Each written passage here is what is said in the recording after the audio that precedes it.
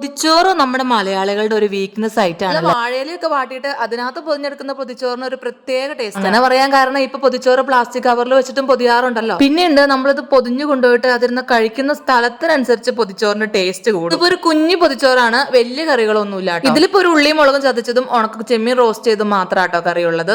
പിന്നെ കുറച്ച് മോരും ഉണ്ട്. മോരല്ലാട്ടോ, തൈര, നല്ല കാന്താരിയും ചെറുള്ളിയും കറിവേപ്പിലയും ഇഞ്ചിയും ഒക്കെ ചതച്ചിട്ട് അടിപൊളി തൈര്. പിന്നെ കുറെ കറികളൊക്കെ പൊതിഞ്ഞു കൊണ്ടുപോയി വിസ്തരിച്ചുണ്ടാൻ പറ്റുന്ന സ്ഥലത്തേക്കല്ല നമ്മൾ പൊതിച്ചോറും കൊണ്ട് പോകണം. ഈ പൊതിച്ചോറ് ശരിക്കും ഉച്ചയൂണല്ല, ഈ പൊതിച്ചോറ് ഞങ്ങളുടെ അത്താഴമാണ് കേട്ടോ. എന്താണല്ലേ ഭംഗി, കാറിലൊരു പാട്ടൊക്കെ കേട്ട് ഇങ്ങനെ ഒരു ക്ലൈമറ്റിൽ പോവാൻ അടിപൊളി. ഇപ്പൊ സ്ഥലം കണ്ടപ്പോ എല്ലാവർക്കും മനസ്സിലായിണ്ടല്ലോ, വേറെ എങ്ങുമല്ല, ആലുവ റെയിൽവേ സ്റ്റേഷൻ. അവിടെ എത്തി വണ്ടിക്ക് വേണ്ടി വെയിറ്റിംഗ് ആണ്. വെയിറ്റിംഗ് ഉള്ള സമയത്ത് നമ്മൾ എന്തെങ്കിലുമൊക്കെ വാങ്ങിച്ചു തിന്നണമല്ലോ. വേറൊന്നും വാങ്ങിച്ചില്ല, അവിടെ നിന്ന് ഒരു ലേസ് ഒക്കെ വാങ്ങിച്ചു തിന്ന് അങ്ങനെ അങ്ങോട്ട് ഇരുന്നു. പല ട്രെയിനുകളും കടന്നുപോയി. നമ്മുടെ ട്രെയിൻ ഇത്തിരി ലേറ്റ് ആയിരുന്നു, അതുകൊണ്ട് ഒരു 8:30 അവർ ആയപ്പോഴാണ് നമ്മുടെ ട്രെയിനിൽ കയറി പാടെ നമ്മൾ നമ്മുടെ പൊതിച്ചോറ് അയച്ച് കഴിച്ചു തുടങ്ങി. ട്രെയിനിലൊക്കെ ചെന്നിട്ടേ പൊതിച്ചോറ് തുറക്കുമ്പോൾ നല്ല അടിപൊളി സ്മെല്ല്, എന്നിട്ട് നല്ല മോരൊക്കെ ഒഴിച്ച് അത് അങ്ങ് കഴിക്കും. സത്യം പറഞ്ഞാൽ നമ്മുടെ അടുത്തിരിക്കണവർക്കും ഇത് കാണുമ്പോൾ കൊതിയാവൂട്ടോ.